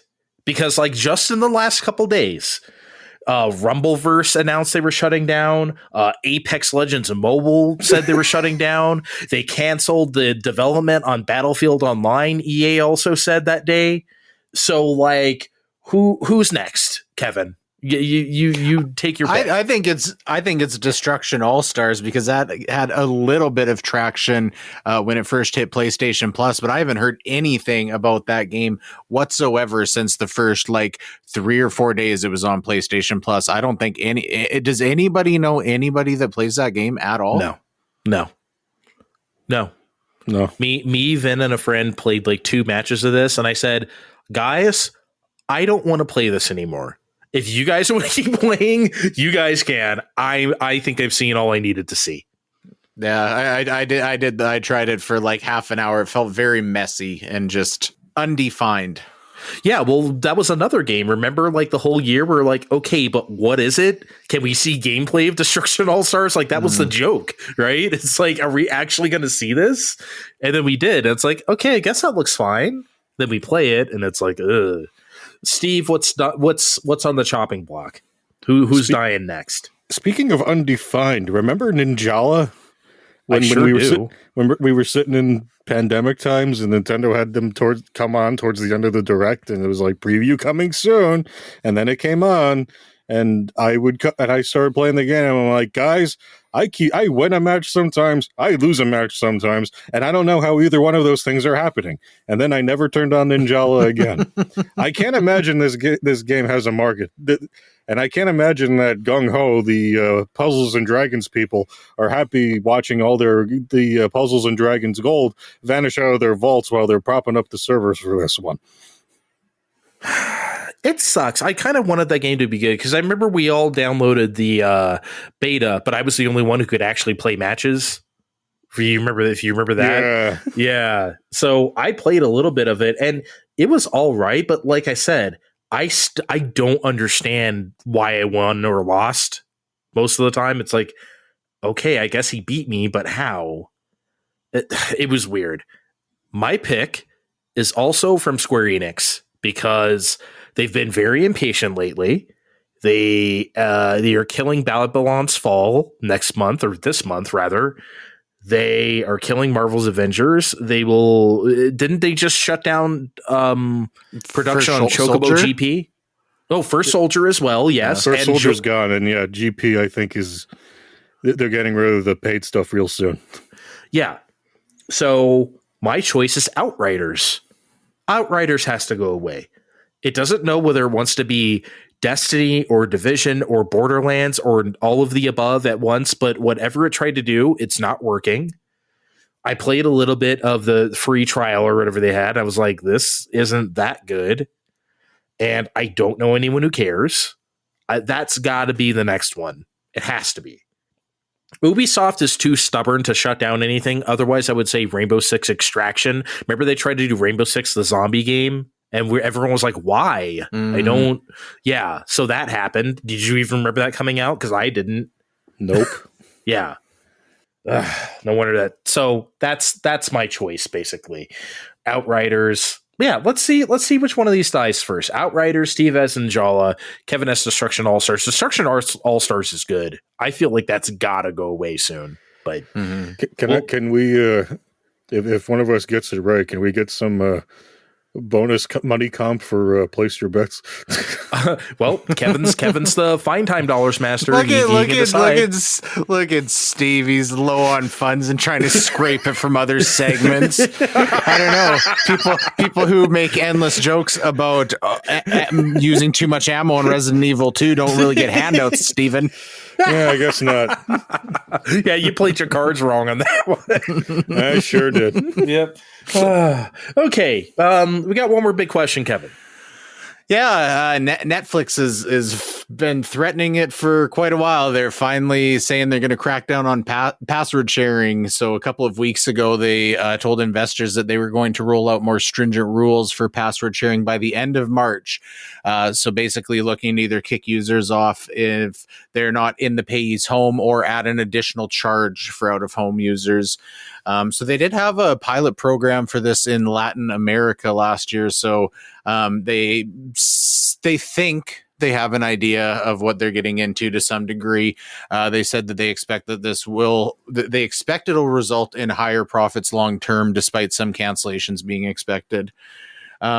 They spoke somewhat vaguely that they're going to try and identify users in the same home by IP addresses and associated device IDs. There was a lot of people online talking about, the concerns about not being able to travel and use Netflix, but it does seem like it's going to link device IDs. I did see a story, which didn't seem very confirmed today, that was talking about you have to log in from your home address once a month, or you either get locked out or have that fee added to your account. No, But Kevin, what if I summer in the Pacific Villa during the summer and my butler at home doesn't know how to work Netflix? How will I? Well, how will I get to use it then? Sounds to me like you can afford the bump up in cost with your fucking butler villa here. Oh, geez, I don't know if I could swing it this summer. Yeah. Ask Jeeves to go grab your credit card out of your wallet and plug it in for the extra $3 a month. You'll be okay. Yeah, scrounge up some change from under your bed in the Hamptons. I'm sure you'll be just fine. I do imagine this could get messy for, like, you know, if people got mobile devices that they only use out of the house or whatever. So it'll be interesting to see how this washes out. But it's interesting. I'm sorry. I was just going to say, I do have some experience with this because I have Hulu Live TV. And this is exactly how it works. Anyone can use my password, but to watch live TV, I have to log into my home network once every 30 days with my device, whether it's my iPhone, my iPad, my computer, whatever, right? Or I have to like re-log in because it goes off of, even if I go across the country, I'm still going to be locked into my IP and my like zip code and my local channels. You know what I mean? Because that's the point of getting the live TV, like where you live. You can take that wherever you want. So I get it for live TV, but that doesn't mean I can't use Hulu if I don't log in. That doesn't mean I can't watch, you know, Charmed, season 5 of Charmed or something. I just can't watch the live TV portion. And I think that's a reasonable expectation for that kind of service. Okay. So your friends can't watch that live TV because you logged in on a different device at that IP, correct? Yeah, they could never. If you wanted to use my Hulu, you couldn't. You couldn't use the live TV portion. You could only watch like, you know, Terminator 3 or something. Right. Yeah. So, but yeah, that's how that works. And again, I think that's a reasonable expectation for that kind of service. But for just like, if I just want to tune in and watch like an episode of Friends or something, that just feels. This feels so, I don't know the term for it. It just doesn't feel right at all. I think this is going to backfire on them big time. Well, I think even their messaging, it was very like, you know, it's all about profit. And I don't think they even tried to sugarcoat it. It's kind of funny. Everybody pointed out 6 years ago, they tweeted just saying love is sharing a password. So it's obviously a little bit different messaging from that time. So yeah, the question that I got out of this, so in a silo, I get why they want to do this and how they can justify it as far as, you know, the expectation that cost comes to one household. But overall, it seems like everybody's getting tired of, you know, rapid inflation for everything post-COVID, especially in the last, you know, 6 months. It just seems like we're seeing a lot more frustration with people even than, you know, before that. So I think a lot of people are getting a sense of, you know, death by a thousand cuts. And I'm wondering, with all the cost fatigue by the general public, you know, something high profile like this that's showing up on people's social media feeds, if that's going to quickly result in much higher abandonment rates than it maybe even would have a year ago. It's tough because, like, basically what I keep thinking about right now is, doesn't Netflix already not turn a profit as it is? Like, don't they spend so much on programming and shit? It doesn't matter. Like, their current subscriber base doesn't cover that at all. Like, because they do all this like super premium content that they and like movies and stuff that they spend real movie budgets on, not like direct to video budgets, like real ass budgets, you know, like they're already not making the money that they probably think they should. But it's like you said, it's another bad look in a continuing series of bad looks for like every corporation. I mean, have you seen the price of eggs right now? Like, I mean, it just, everything right now, you're right. It just feels like, what's next? You know, it's such bad timing for Netflix to do something like this. And it's just bad will. What about you, Steve? Sorry, as the amateur artisan chef of the group, I was getting triggered by the eggs comment. But aside from that, you know, there's a lot of streaming options right now, as we know, and I feel like with Netflix doing the same, going through a lot of the same moves that HBO was doing when we were talking about it a few months ago, of just cancel a lot of things that people might have been watching just to save a few bucks. I could see and not really occupying that space with anything else either. I can see people starting to really cancel as they think they're getting less for more, or it's so grandfathered into everyone's bills every month that I'm not getting rid of this. From being a T-Mobile customer, I have free Netflix, but it's only at 480p, so I never use it because I would never do that to myself. It's like standard def Netflix. No, thank you. So like if I really need to watch something, Dynasty Warriors for the show, then like I'll use it. But other than that, no, thank you. Andrew, I gotta say, that sounds terrible. Yeah, it's bad. It's bad. I get free MLB TV every year from T-Mobile, so I'm not going to complain too much. But the Netflix, oof, no. I do think they're going to be surprised because I think there has been a fairly radical shift in the last few months of the mass psyche. And I think they're kind of relying on this pilot program from Latin America. But I think people are starting to like really look for reasons to start cutting out costs. So when they start having this pushed in their face, that's going to be one of the first things to go. So it'll be interesting to see how this plays out over the next few months. They always think they can't get got, basically. Like, DirecTV and other cable companies are like, no one's going to leave us for streaming stuff on the internet. Well, guess what, right? So it never happens until it happens. Netflix has had a pretty long run of every year or so. Well, not every year. So every few years, it seems in different regions, they're bumping up the price by $2 for this plan and bumping on the price up the price for that plan for $1. And it's never, maybe they've got a bit of a false sense of security because they haven't seen major repercussions from that. But this might be a little bit different. Yeah, it sucks. I mean, the price of my Hulu Live TV has, I don't want to say skyrocketed, but it's gone up a lot over the last couple years. So how much do they want for that now? With live TV. Oh geez, I'm looking at $70. Jesus. It used to be more like 50, 45. You know what I mean? Like, and look, I watch too much sports and I watch too much stuff on like quote unquote regular TV that I gotta, you know what I mean? It's kind of important that I have that. But at this rate, I may as well just fucking get cable again. Like, yeah. Why, it's, I do like the convenience of being able to like, watch the Super Bowl on my iPad if I want to, like that is stuff that I value because I do a lot of watching on it at work or like other places. Right. But at some point, like, it's just getting too much. But you know what's fucking crazy? Unless anything has changed recently. You remember on our previous creative endeavor, I was telling you about my scheme to pay for half price for Game Pass. I'm pretty sure that still works. I don't think they got rid of that yet. Really? Oh wow! I don't think so. Wow. Well, hopefully no one from Microsoft. Phil Spencer, don't listen. I mean, they know it's there. Like it's not like you're buying shit off like some scummy website. It's a totally legit way to do it. It's just the way they had the system set up. Oh man, that's great. Okay, that's our big questions for the week. On the other side of this break, Steve and Kevin are going to be talking about God of War Ragnarok. Full spoilers, all such things involved. If you don't want to be spoiled on that game, this is the end of the show for you. We'll see you next time on Fine Time. If you are going to continue with us and listen to our God of War Ragnarok discussion, it'll be on the other side of this break. Be right back.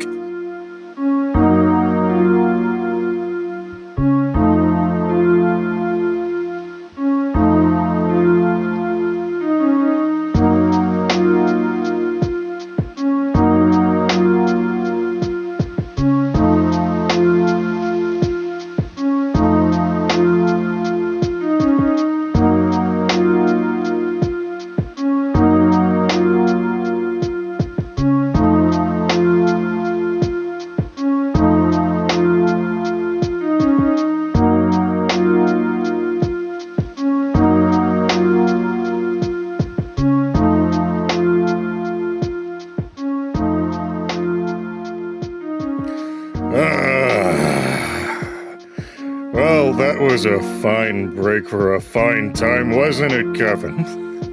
Yeah, it's just me and you coming back from the sexy shower this time. Yeah, it's going to be a little weird not having an Andre around for Act 3, but the God of War just isn't for him. I mean, it always wasn't for me either, but But anyway, yeah, just us this time. And where I left off the last time, because I was just dragging my ass through this whole thing because it was coming out around Christmas time. I just beat the first Huntress and let it save, and I'm like, well, I'm having a nice time so far, and you're sitting on the other side. I go, Steve, you asshole, that's all you did so far? But I'm having fun. Yeah, I think I wrapped this up right around Christmas time. So to be honest, I'm about a month out here, so I might need some memory refreshment. Oh, you mean the kind that doesn't come from Starry lemon lime soda? That's the kind.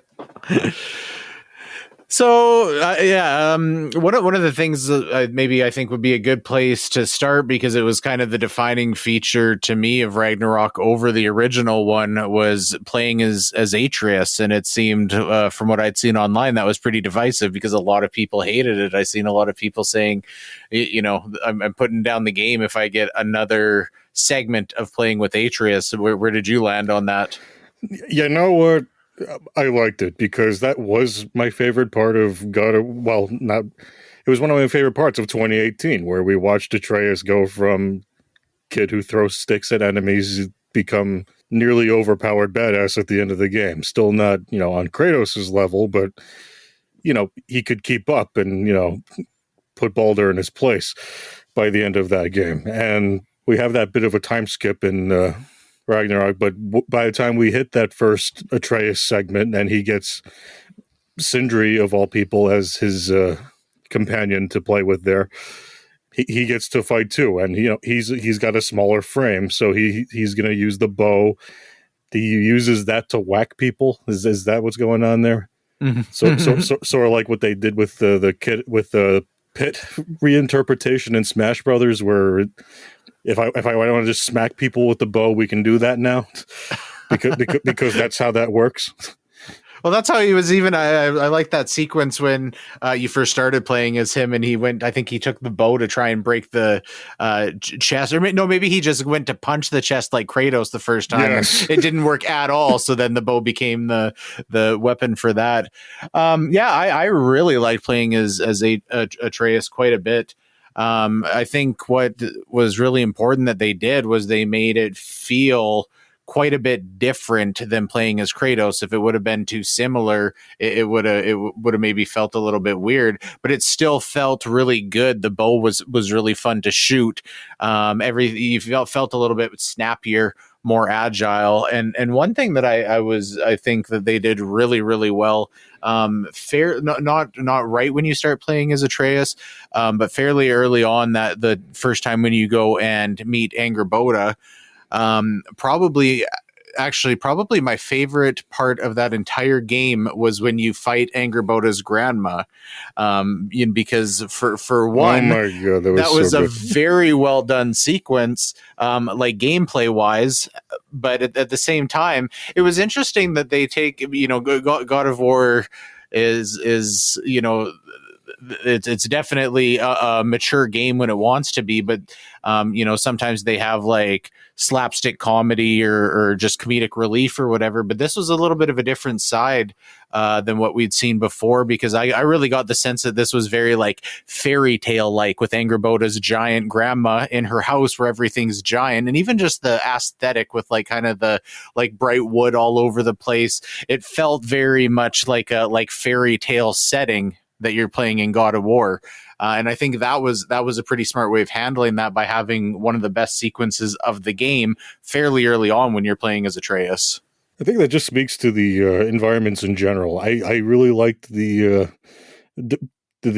fairly desolate areas we were doing in the first game, just Midgard in general, and then we're hanging out in Hell sometimes, and then the war-torn Alfheim and whatever else. But, here we're seeing, Svartalheim, where they have that naval that quaint village on the side, and that jungle where we're meeting up with Freyr for the war later, and where we have that fairy tale boss encounter that you brought up. They all just stand apart on their own as their own very memorable places to be. It's like they actually feel like the different realms, so to speak, and with their own identities. Even the even Asgard with their great lodge, that which we see mostly through Atreus' eyes, and then again towards the end of the game. These are all just very distinct settings, as opposed to we're in the woods, now we're in a different woods, now we're in a cave, now we're in a different thing. And you didn't really notice it that much because we were more focused on the father-son stuff, or at least I was, which was also coming in handy because of the different enemy types, which you already pointed out. There was that very distinct boss battle, but I didn't even think about this until I was playing Ragnarok and I fought the Huntress. There were a lot of fucking trolls in that first game. Trolls were freaking everywhere in God of War 2018. And I guess they needed to be there because we needed something for Kratos to climb on top of and have ride around and punch things again and again. But they had trolls in all the realms. Like it was like Troll of War after a while. Well, not only that, I think the first game definitely had just in general a lot less variety of enemies. That there, when you get to Alfheim, there was just a lot of fucking dark elves that you were fighting. It was kind of each area had a few enemies, and that was what you fought, and that was definitely different this time around. And we fight the elves again, but even they felt different because, I guess they have to, or, they didn't. I guess they didn't have to. They could have cheated like Mega Man and were like, oh no, it's the light elves again. Remember when they used the flashy magic on you? You got to do the thing. although I did have fun using shield slam on things like that, because using a shield against a magical shield will also break the shield because game magic rules. But how do you feel about how upgrades were handled this time? To be honest, going back to God of War 2018, I have a bit of a hard time remembering. I know the upgrade system was different, but I thought the skill tree and everything was fine. It got maybe a little bit wishy-washy because with Atreus and then Freya later on, all of their stuff was just cosmetic for the most part, I guess. As far as armor stuff, I think you could upgrade Atreus's weapon and kind of customize it a little bit more. But I thought it was fine. It seemed pretty natural. It was, but definitely by the time I was done, I think I had pretty much everything maxed out. So they didn't, there wasn't a lot of customization to it because they give you so much experience to play with. Yeah, they did that too, but I thought it was kind of weird with the runic attacks. I don't know if I was just playing wrong or what, because Lord helps me, I didn't find everything. I did not platinum trophy this game. Lord knows I don't have time for that. But I feel like I didn't get a heavy rune attack for the axe until almost halfway through the game. Yeah, I think I didn't. I think the only one, it took me quite a while after you got the spear to get a heavy runic attack for the spear, if I remember correctly. So I wonder if it's just that there's kind of one, shortly after you get the weapon that they say if you find it, great. If not, the other ones are going to be hard to find. Oh, that's the spear was a lot of fun to actually get too, but those rune chests. How do you feel about those as a whole? Because I feel like even back in 2018, there's a lot that where after a while I'm like, okay, if I can find the things I need to break now, I'll do it. But otherwise, I am way too blind to figure out what shit they need me to smack with this axe or this spear or with this chain.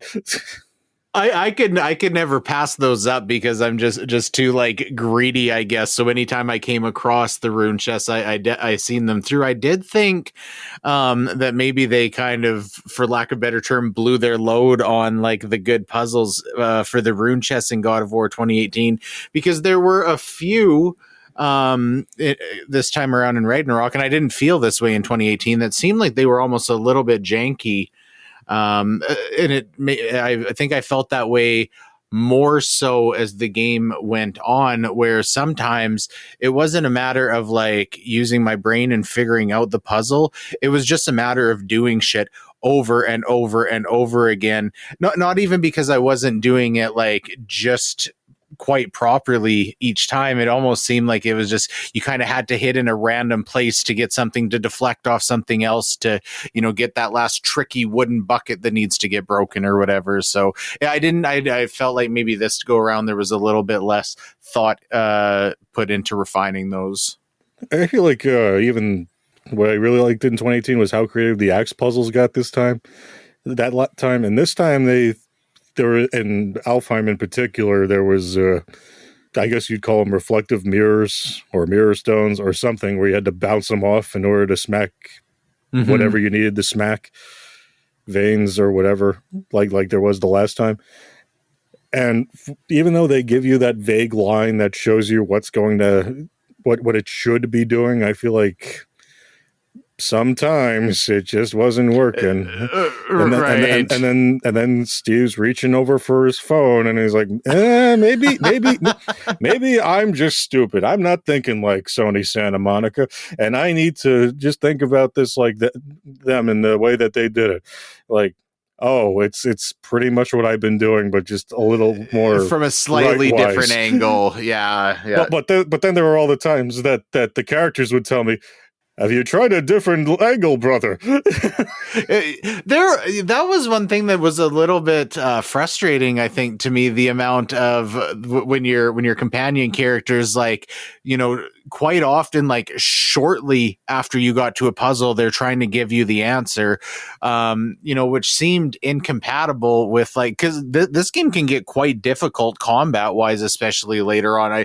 I definitely died a lot when I was playing this. So if you're going to have it, be a thing where the combat can be brutally difficult, but then they also want to just automatically give you the answers to the puzzles, seems a little bit like it, maybe they need to have like the companion character hints tied a little bit more to your difficulty setting or something like that, or maybe have separate difficulty settings for that so that you could tone that down a little bit.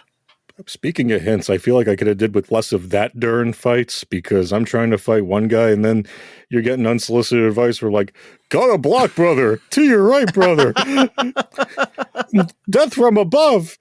Like, okay, if I don't see the flashy arrows, which I'm normally using to decide when a thing is coming, shut the fuck up. See, I found that fairly helpful, because usually anytime I got something like that, it just meant like dodge out of the way. I never really worried about the direction it was coming from, but I used that as an initiative to dodge. I mean, yeah, maybe one or two instructions, but I guess when you had Mimir and your companion with you at the same time, you'd get like more than one piece of advice, or at least that's how I was hearing it. It's like, dodge left, dodge right. Which one?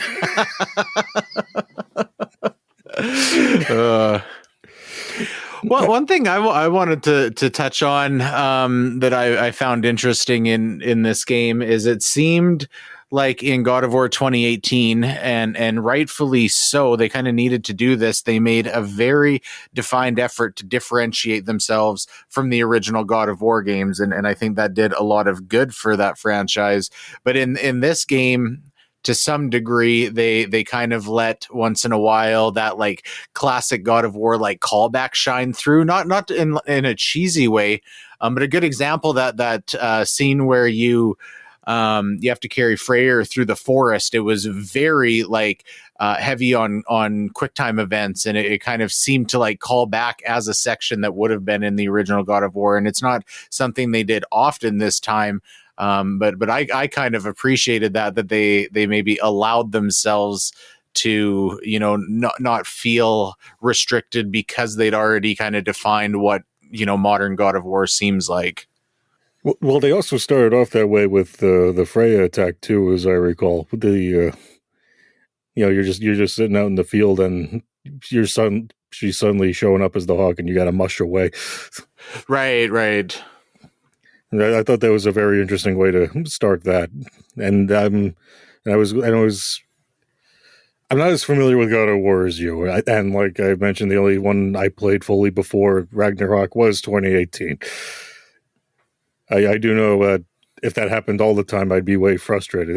Was that something that happened like all the time. Oh yeah, it would definitely, just like quick time events in general, like combat wise, puzzle wise, it was just a big part of the original games for sure.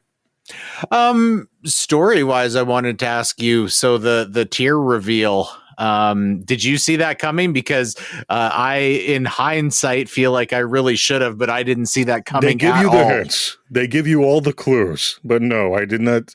I did not see that coming. When he shows up and he's pretending he pretends he doesn't want to fight, and then he comes up and the first thing he wants to do is go into a broom closet. Like those should have been all the hints I needed to piece that shit together. But good, that's exactly how I felt. So I'm glad I wasn't the only one. I'm like, there was something messed up with Tyr, and Mimir knew it, but I was like, he's been locked up for a while. But I'm like, I thought it was very clever. Another fun detail I enjoyed was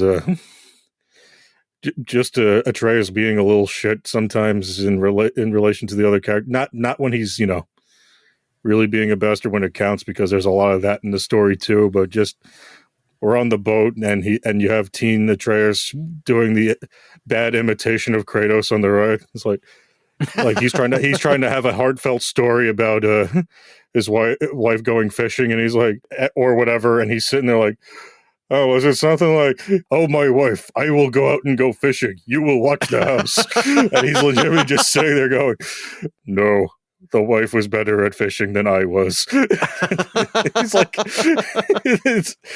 and even later in the game when he's confused about something, and then he's imitating Mimir. Oi, lad, we gotta climb the ledges and things, my young brother.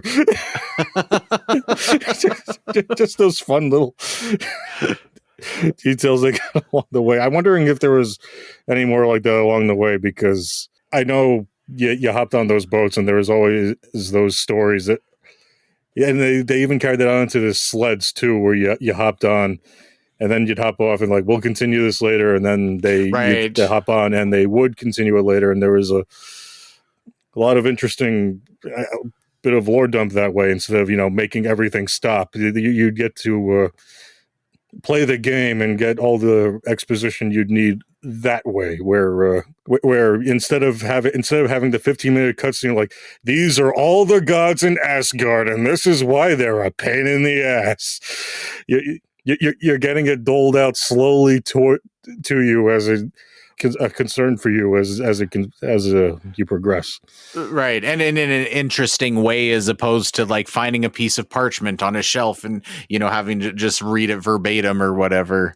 When you talk too about, when they would like have discussions and then say, we need to pause this. I was glad that you told me to go back and do the Brock's funeral post game, because initially I just turned the game completely off, but it did bother me. I was going to too. But then I walked out, and the lady dwarf, which I forgot her name, Lunda, because we needed to go find her orb, and that was a funny story too, because Kratos is afraid to touch the orb in any way. And it's like, I will give you, we'll clean up my armor if you find that too. I just need that orb, and it's just a ball for her dog or whatever that was sitting in the back. Well, I was glad I got resolution on Brock's riddle, because that was one of the things right when you were going to get the spear that, he said, what is something that gets bigger the more you take away? And they treated it very much so like one of those things where they would talk about it and then they would pause for a bit and then they would talk about it. And then at one point they paused and they just never revisited it. And I kind of thought like, it felt like it was purposely left hanging off. But when you do if you take the time to go to Brock's funeral post game, you do get a resolution to what the answer to that riddle was. And I just hate that. I don't know. We had that whole build up from the first game where Brock and Sindri hate each other, even though something happened between the two of them, and that they shouldn't be, but they did finally make up in the end, and they're still mostly getting along. But then you learn that whole big truth about how Brock died once already, and Sindri's done this horrible thing, but he still insists on going with you to make the spear, and you have that very touching moment that we just need a good smith to bless this weapon, and it was like, oh, come on, this is this is actually unusually nice for this game. Why is everyone picking on this? So what did you think about overall length of this game? Because myself, and I loved this game. I enjoyed it the whole way through. I felt like it ran a little bit too long, not offensively long. And I can't pick on any specific part where I felt like, okay, this shouldn't have been here, that, you know, this drug it out. And even until the bitter end, I never lost my initiative to like want to go out of my way and go off the main path and go find other stuff to do. So, you know, it's hard to make that criticism, but at the same time, I did feel like I was kind of ready for that game to be wrapped up, you know, maybe even like 8 hours before it actually was for me. See, I kept getting sidetracked by side quests presented to me by the other characters. Mm-hmm. You know, like, maybe we should hang around here and do the blah-de-blah, which one of the things was including going to a library and getting a literal piece of parchment, which I found funny because that was something you brought up before. I don't know if you did that.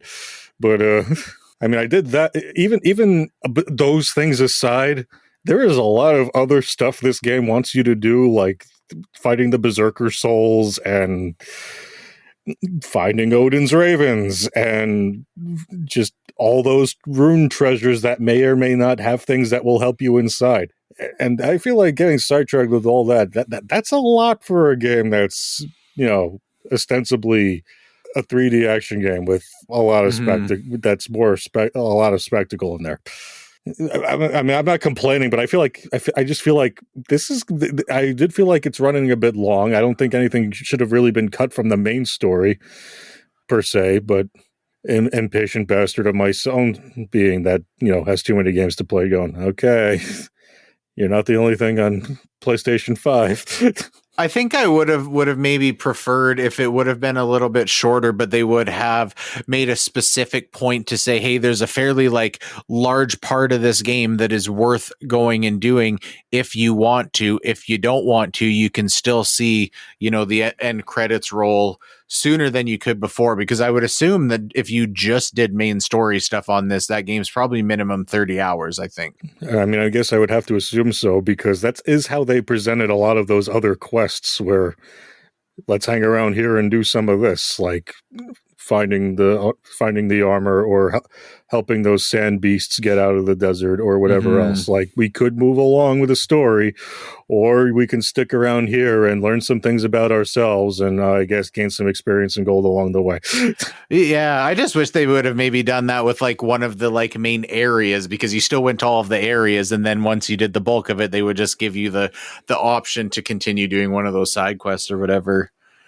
One other thing I was going to ask, did you get a sense that this not being a dedicated PS5 game hurt it, or were you pretty fine with that overall? You know, I was fine with it overall. I'm happy to have faster load times, but yeah, this was a PS4 game. There were a lot of conveniently placed boulders that we needed to suddenly lift that were obviously for load times in 2018 that, you know, I'm sure served that same purpose in the PS4 version.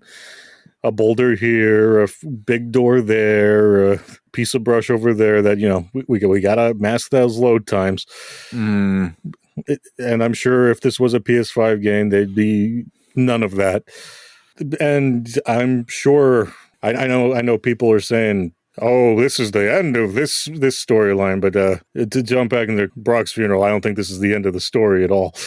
To be honest, I think you might remember back there where you know they have the service, and even back then, before the end of the game and during the end game sequence, and then right at the end, even Sindri is having no sympathy, is accepting no sympathy from anyone else.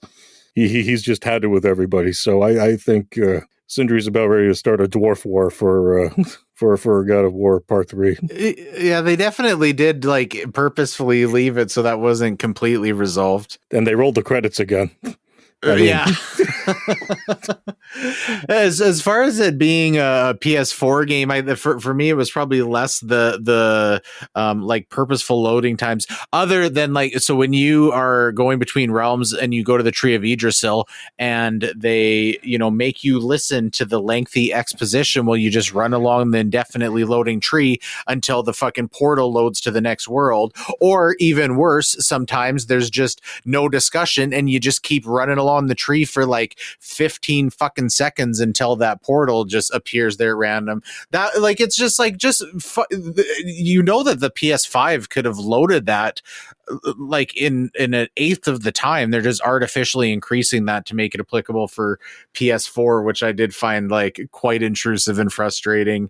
But even graphically, and I think the first and probably the worst time I noticed this was in that very early game sequence when Freya attacks you and Atreus when you're on the dog sled or whatever. Sometimes when it zooms in really close, I don't know, it's not necessarily like a texture thing, but I just like, it just looks a little bit where it's like a little bit fuzzy and not quite clean enough, and you can tell that you know, it's not PS5 looking. For the most part, it's a very pretty looking game from like an like art design perspective, but technically, you know, once in a while its rough edges kind of showed themselves a little bit, I thought.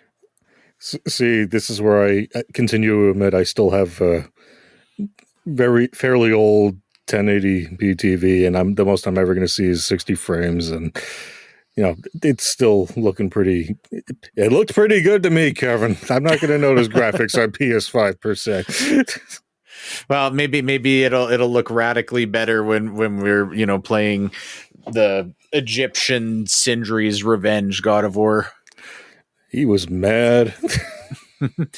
I do. Yeah, it'll be interesting to see where they take the franchise, because it seemed like they were pretty like clear that they were ending like this part of the saga, but you know, they never said like, hey, we're shutting down God of War by any stretch of the imagination. I spent a lot of time while I was playing this just thinking of overall how they've handled the franchise. We talk a lot about, you know, Microsoft like recycling shit like Gears of War over and over and over, and as much I really like the Gears of War games, you know, and just the gameplay, but it has been the same shit for like 6 games now. You know, and I think they've done a much better job the way they handled God of War, because they never milked it too hard. They maybe got a little bit close when Ascension came out, where it started feeling too samey, and they knew to just like shut it down for a few years, and then when they brought it back, they did something radically different. So I think even the fact that they didn't try and turn this into a trilogy, which they probably could have done, but it would have, you know, been less necessary, I think, to be able to say we're doing 2 games in this style of this story, and then we'll see what the future holds. Man, I guess that I'm remembering that all being definitive now, because I guess you just got to leave those doors open for anybody. I mean, you know, someone's got to be working on Uncharted based on that video we saw, huh? Well, I guess I'd have to see it first, but are you ready for more God of War wherever it comes in the coming years? You know, I hope that they let it settle for, you know, maybe like 4 or 5 years, and then come back and do something different again. It doesn't need to be radically different. And when it gets down to it, like, you know, these games are very much different than the you know, PS2, PS3 God of War games, but in some ways they're very similar. And I think if they kind of like continue that gradual evolution and put it in a different setting, then it's still got a lot of legs left. But yeah, at the same time, I think if this would have just been part 2 of 3, and in 2 or 3 years we were getting the 3rd part of the Norse trilogy, you know, I still would have played it and I still would have enjoyed it, but it wouldn't have been as invigorating as, you know, them letting it breathe for a little while. I guess my own sense of time is fucked up, because there was a 4-year difference between this and 2018, but how much of that was the pandemic and how much of that was on purpose? Yeah, I don't know about that. I think it was either 1.5 year difference or 10 years since since 2018. I'm not sure, but you're right. I think maybe because of the pandemic, my like perception of how closely these two games released to each other is skewed. I mean, I played these two games 2 years apart, so who am I to talk? Well, I also called it God of War 2016, and you guys mocked me for quite a while. We let that slide on the air while you were doing it. I should have just shut up about it. We just let that shit roll. I know, but then after when I brought it up, and then you guys started picking on me about it. Now that you mention it. Yeah, I don't know. I think that's kind of all I've got for God of War 2022. You know what? I think this was pretty good for God of War 2022, Ragnarok, Boogaloo 2. See you in 2026 for Rise of the Dwarves. You know, because they'll probably need stilts to take on Kratos. What? And we'll see you on next episode of Fun Time, where we do a really deep dive into 3 7-Up games on NES. Have a good night. Oh boy.